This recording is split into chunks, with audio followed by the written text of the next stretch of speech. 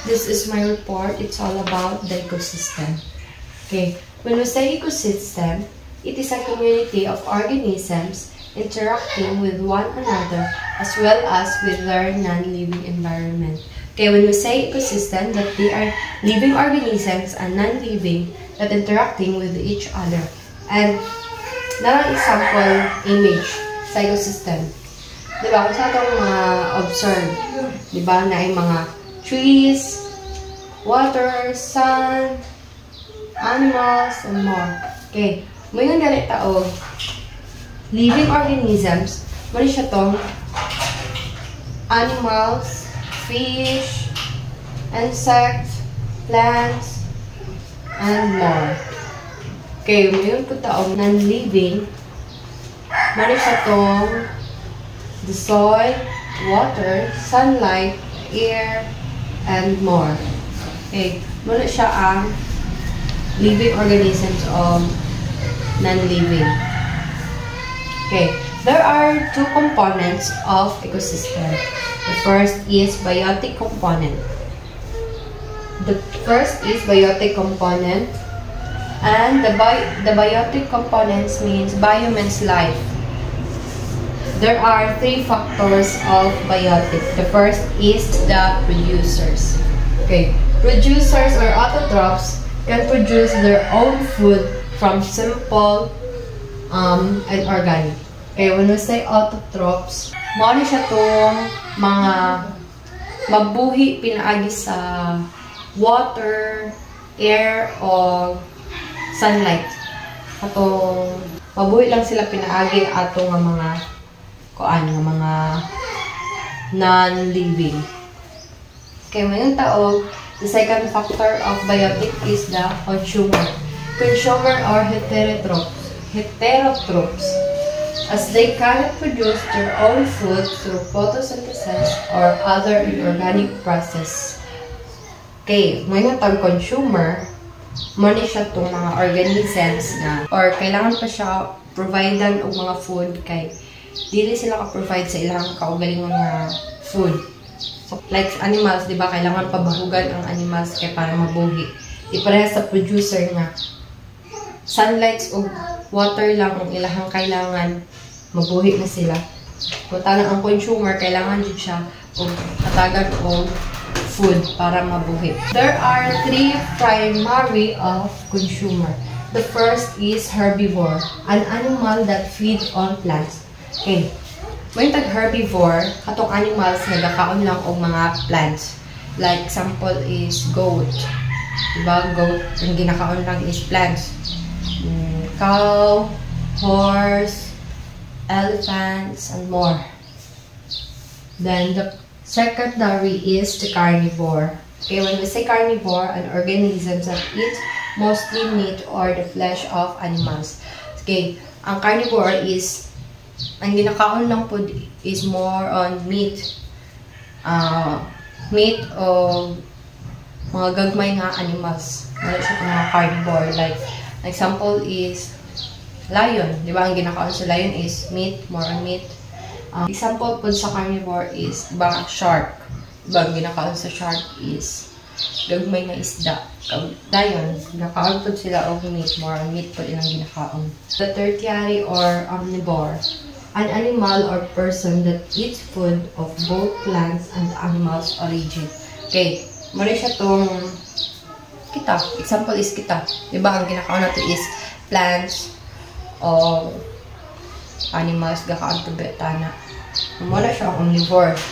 Plants o animals iyang ginakaon. Kaya mayroon tag herbivore, only plants lang iyang ginakaon. Mayroon tag carnivore, mula siya tong mga more on meats lang ang ginakaon. The third factors of biotic is a decomposer. Okay. When we say decomposer or detritivore. Okay. Ang detritivore o decomposer is same lang sila o ginakaon.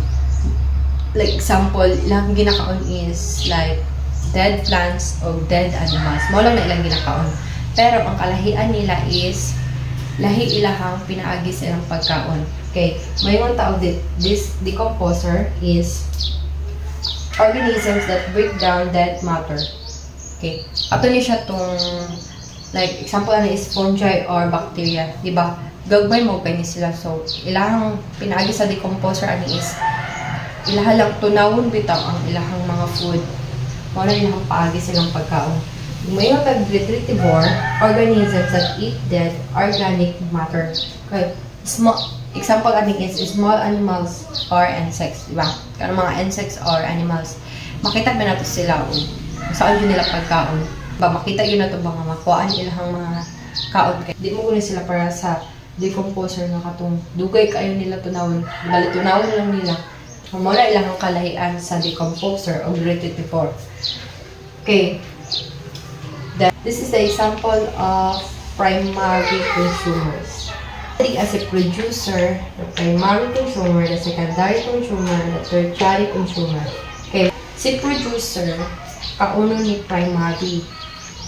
Then, si primary, kauno ni secondary.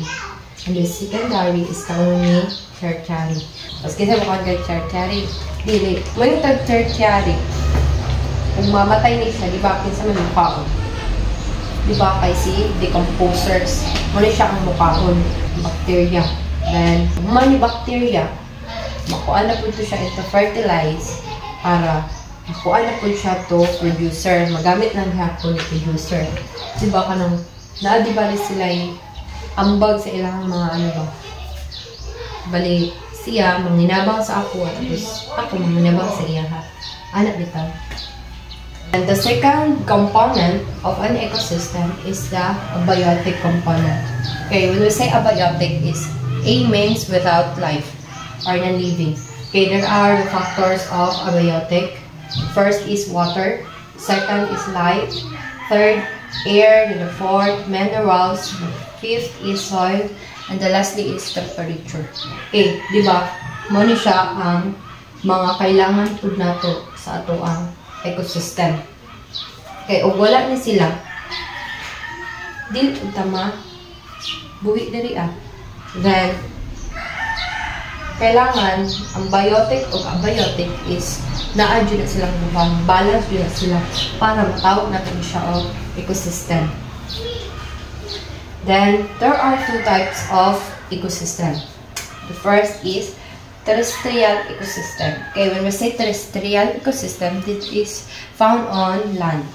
And there are four types of terrestrial ecosystem. The first is the forest. Okay, when we say forest, diba, more on trees ni sila. So, forest is makita na to ang mga trees, animals, and more. And the grassland is more on grass ni sila. Third is desert. Okay, yung sa makita sa desert is kung ano lang, ang lahang plants lang dito kay cactus, gamay lang man nilang mga plants kay na may uban na plants nga dili mabuhi o init lang. Then, lahang animals dito is katong gamay lang po itong mabuhi nga sa init lang po. The fourth type of terrestrial is tundra ecosystem. Okay, when we say tundra ecosystem, muna siya itong snow. Snow, di ba kayo din kung wala mo naka-experience yung snow, so siya lain lang muna siya nga lugar. Di ba makita nyo ng snow is the K-drama. And the second type of ecosystem is the aquatic ecosystem. Okay, yung aquatic ecosystem, this is found on water. And there are two types of aquatic. The marine ecosystem. Okay, when we say marine ecosystem, this is the high salted water. The example ani is katong ocean. The second type of aquatic is the freshwater ecosystem. Okay, when we say freshwater ecosystem, katong like ponds, river, lake, muna siya tong mga freshwater. And that's all.